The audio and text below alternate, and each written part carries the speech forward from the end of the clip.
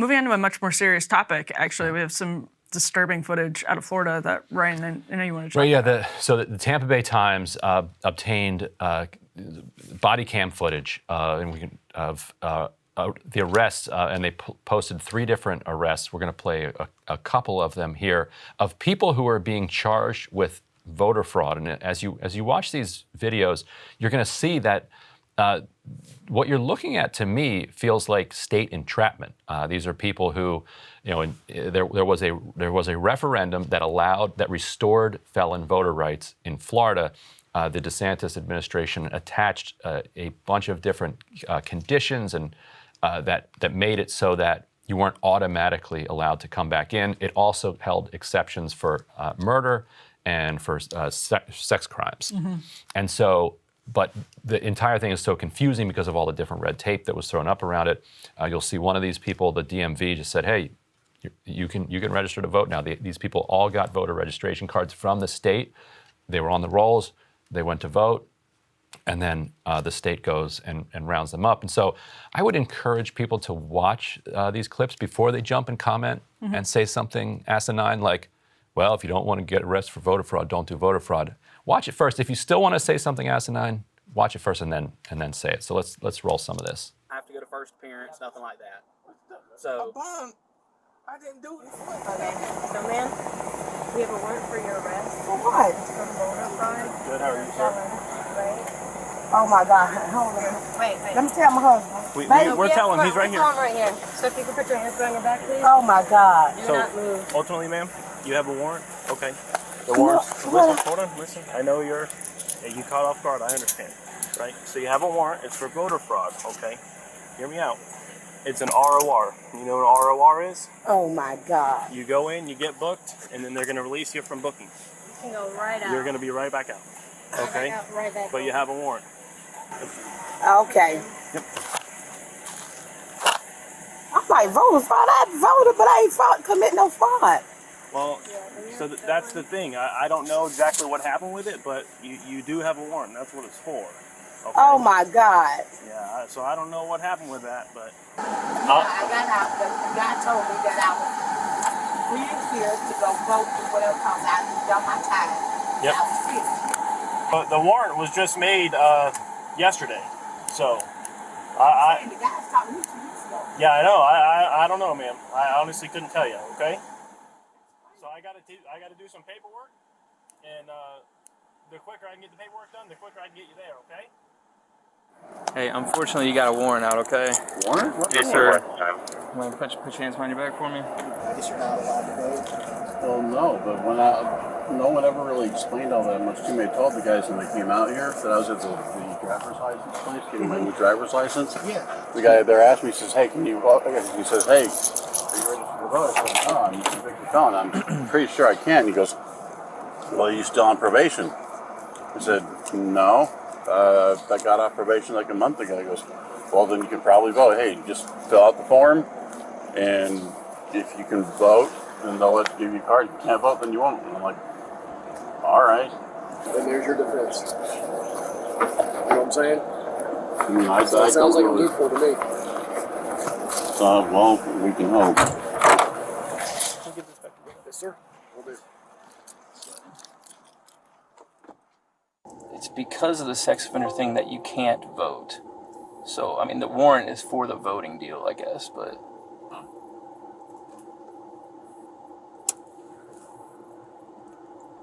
I guess it's kind of all tied together.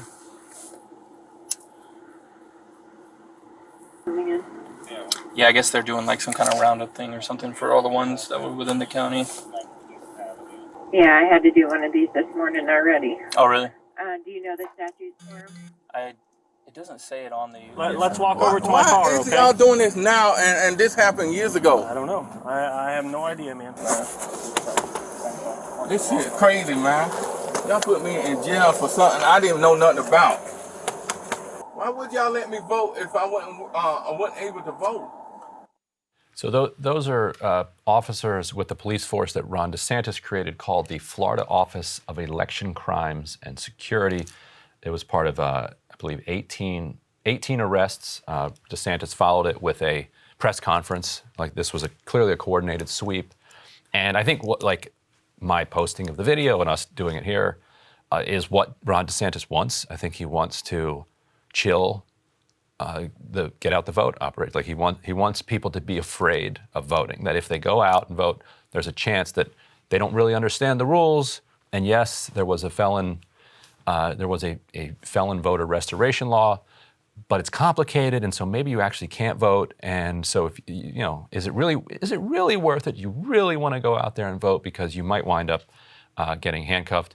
I saw this to me was just, as I said on the post, just struck me as just deeply evil. To you want to play your culture war games in a press conference or whatever, do your culture war games, but to then bring it to people's front steps, put them in handcuffs when they thought they were able to vote, and also to do it in a way that is completely unbalanced. Like there were a couple Republicans that were in, I think, South Florida, who were caught voting twice on purpose.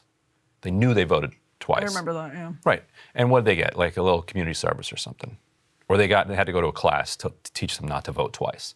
Like they are not getting charged with felonies. I don't know. What was your take on this? So, I mean, the law, I believe, is very clear that you have to have intent. And the intent is what comes through. The lack of intent is what comes through on all of those videos. And so I think it was something like 20 people were arrested in this, as you heard one of the officers say, it's some kind of roundup, right. is what he said. And that question of intent is clearly an important one. If you were listening in the podcast format, this was a video from the Tampa Bay Times, and they put a text over it at one point that said everyone who was arrested was given a voter registration card. And the one man in particular, he was saying he was at the DMV getting a new driver's license, and somebody said, "Hey, you probably can vote." And he even raised, "Well, I'm a felon. I'm a felon." Like, well, as long as you're not on probation anymore. Now, that was the guy who had a sex crime, and look, those are not sympathetic people. You're guilty. No, you went to prison for a sex crime. That doesn't make you a sympathetic figure. Well, these figures are all people who went to prison for murder and sex crimes. Right. Everyone that you just saw there. Right. The woman. Right. And which is a tried and true tactic of government forces, is to try to find, if you're going to try to violate a sacred principle like the right to vote, you're going to find the least sympathetic character, so that people will then not stand up for that person. It's one reason that when governments around the world, and particularly the United States government, wants to crack down on press freedom, they go after Julian Assange. Because the rest of the news media is like, well, we don't even think of him as a journalist. We don't like him. He's a jerk. Like, personally, we don't like him. Right. And so then people will say, well, I'm for press freedom, but that guy's a jerk. So I'm not going to stand up and defend that person because screw them. Right. And then boom, you're just allowing your rights to be chipped away at. No, you don't. Governments don't target the most popular person when they're trying to roll back your rights. That's why it's so important, if you're standing up for a principle, that you have to defend it even when it's unpopular.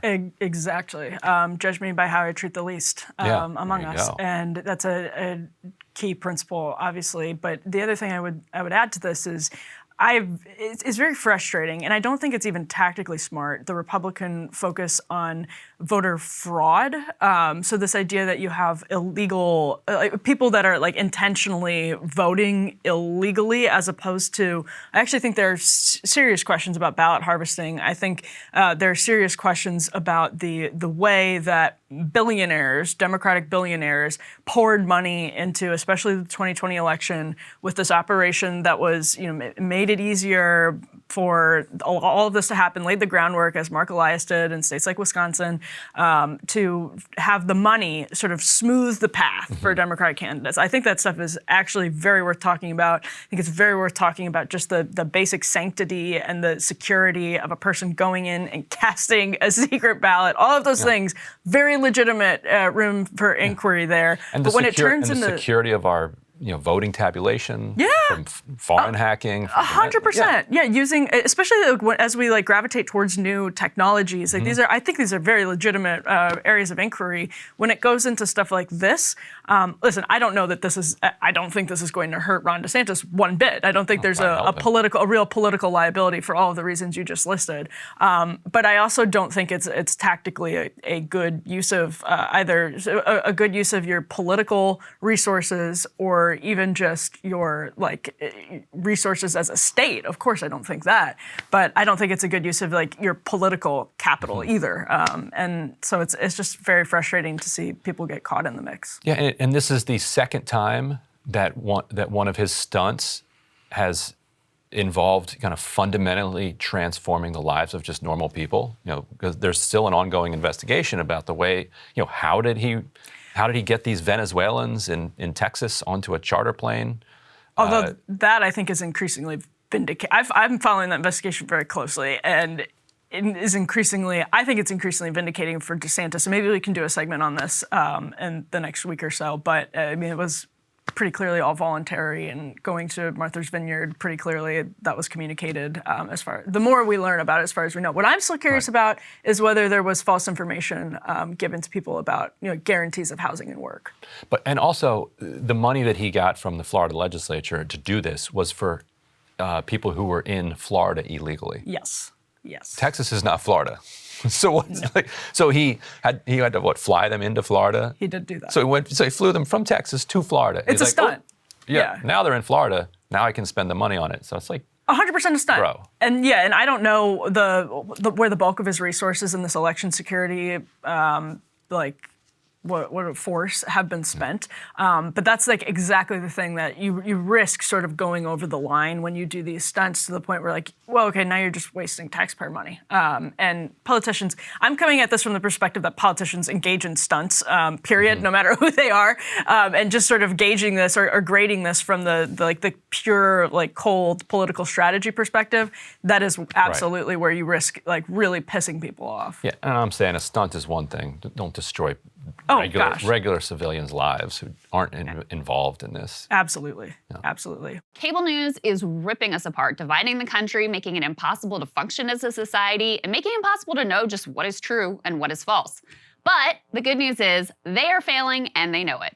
That is why we're building something new, a new mainstream, a healthier one, something more trustworthy, something that we are going to need in one of the most pivotal times in American history. We are building up here for the midterms, for the upcoming presidential election, but we need your help. So if you can help us out by becoming a premium member today at breakingpoints.com, we're trying to change America for the better and the entire world. So what are you waiting for, guys? Go to breakingpoints.com and sign up and help us build a new mainstream.